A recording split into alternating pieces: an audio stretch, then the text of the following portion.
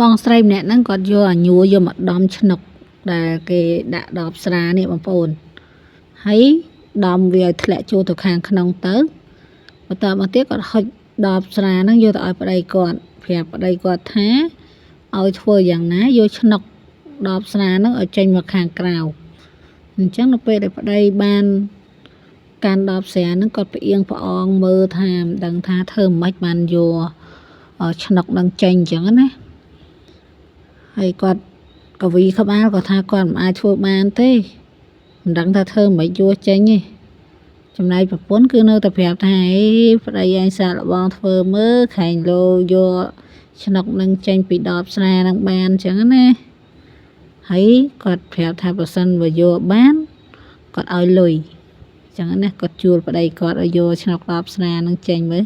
ចាំមើលសាអាចយកចេញបានអត់ណាហើយប្រពន្ធហ្នឹងគាត់ដឹងថាវិធីសាស្ត្រធ្វើយ៉ាងណាដើម្បីអាចយកឆ្នុកដបស្រាហ្នឹងចេញបានដែរប៉ុន្តែប្តីគាត់ដឹងគាត់ថាធ្វើពើមិនដឹងអញ្ចឹងណាគាត់ធ្វើដើម្បីឲ្យប្រពន្ធហ្នឹងថែមលុយឲ្យគាត់ឲ្យបានច្រើនអញ្ចឹងណាបងប្អូនឥឡូវប្តីហ្នឹងគាត់នៅប្រកែកអញ្ចឹងគាត់មិនព្រមធ្វើទេគាត់ទៅអង្គុយមើលទូរស័ព្ទនោះធ្វើតែមិនដឹងណាហើយប្រពន្ធហ្នឹងក៏ចេះទឿនឲ្យប្តីធ្វើអញ្ចឹងណាគាត់ថែមលុយថែមអីឲ្យអញ្ចឹងបងប្អូនហើយចាំមើលគាត់ចាប់ផ្ដើមគាត់ថាចាំមើលគាត់សាកមើលសិនឥឡូវគាត់ទៅយកស្បោងមួយមកនេះស្បោងហ្នឹងរៀងវែងដែរណាហើយចាំមើលគាត់ចាប់ផ្ដើមយកស្បោងហ្នឹងសក់ចូលក្នុងមាត់ដបហ្នឹងបងប្អូនហើយគាត់សក់ចូលណាស្បោងហ្នឹងមិនមែនស្បោងនេះដាច់អីណាអត់ទេស្បោងថ្មីគាត់យកសក់ចូលឃើញទេសក់ចូលក្នុងដបហ្នឹងណាសក់ឲ្យផុតចូលទៅដល់ខាងក្រៅមកចាំមើលឲ្យគាត់សក់ចិត្តផុតហើយបងប្អូនឥឡូវគាត់ចាប់ផ្ដើមសក់ឲ្យគាត់ផ្លុំ